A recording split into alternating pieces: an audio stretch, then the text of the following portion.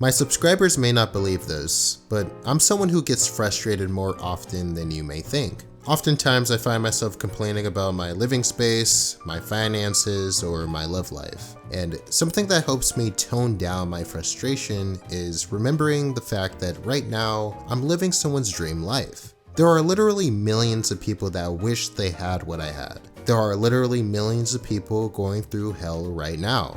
When you watch those commercials about kids starving in Africa, you feel not only for them, but for their family.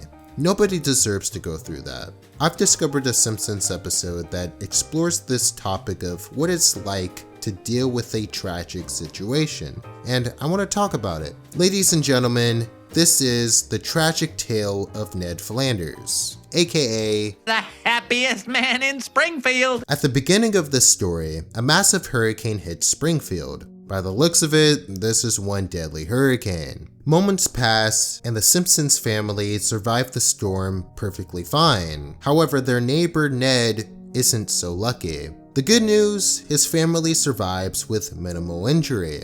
The bad news, his entire house and all that was inside is destroyed.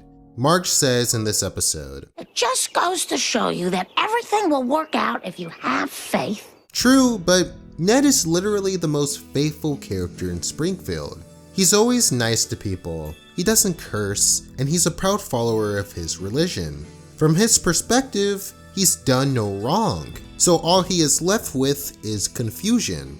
You hear stories like this all the time on the news, whether it's a tragic celebrity death or some other controversial issue. Sometimes bad things happen to those who don't deserve it. As shown in this story, it can even happen to the kindest of people.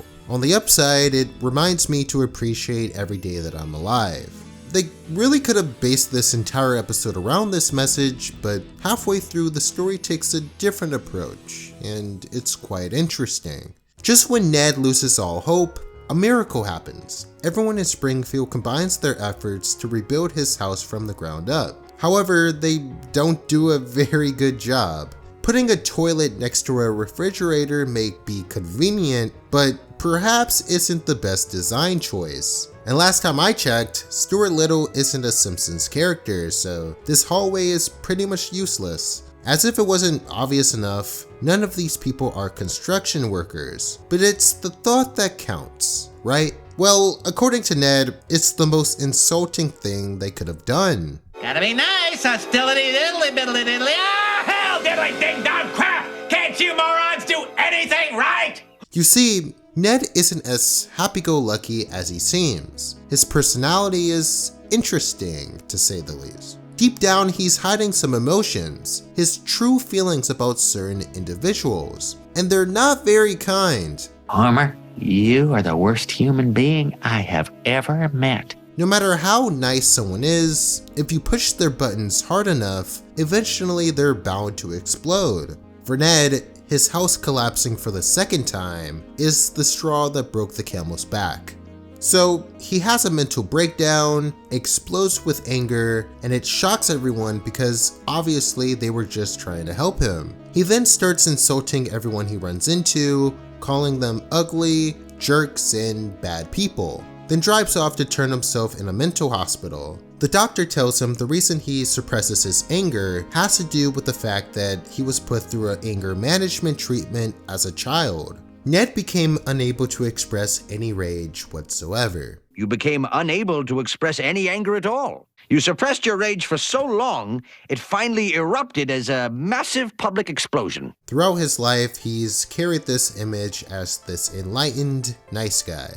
People only see him as this perfect goody two-shoes who never gets mad. So when they see him explode after his house collapsed for a second time, they're all shocked, because they've never seen him like that. So in a twisted sort of way, his house getting blown down led to him discovering something about himself that he never noticed before.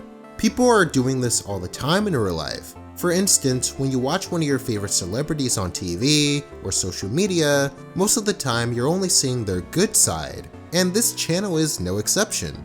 You see the passion, creativity, and positive energy, and judge the video based on that, but what you don't see are the emotions behind the scenes. But like, how do you even explain this shit like, to anybody? Like, you don't see the frustration, the tears, my lowest moments throughout the years. You just see the final product. This is because I deeply value quality, professionalism, and uploading an entertaining product before anything else. Now, I'm not implying that I and every other content creator who has ever lived is fake.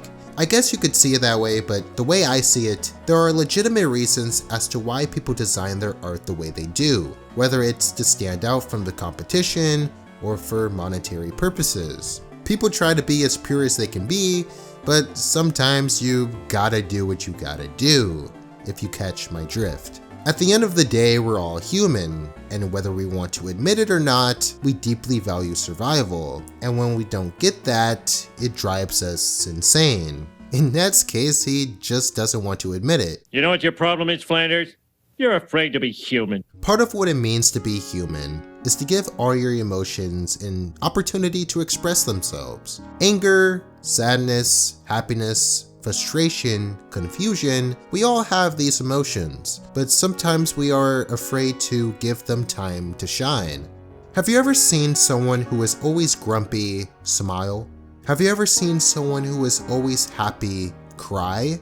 It changes your beliefs and opinions about that person, doesn't it? No more storing up the anger till I explode. If any of you does something I don't like, you are gonna hear about it. And hey, not everyone's going to like it, yeah, but you may be surprised with how many people respect your honesty, and you'll feel free. I want to give a big thanks to all my loyal Patreon supporters. Just something as small as $1 really helps the channel out. Subscribe if you haven't already, and feel free to let me know your thoughts on this video. I would love to hear them.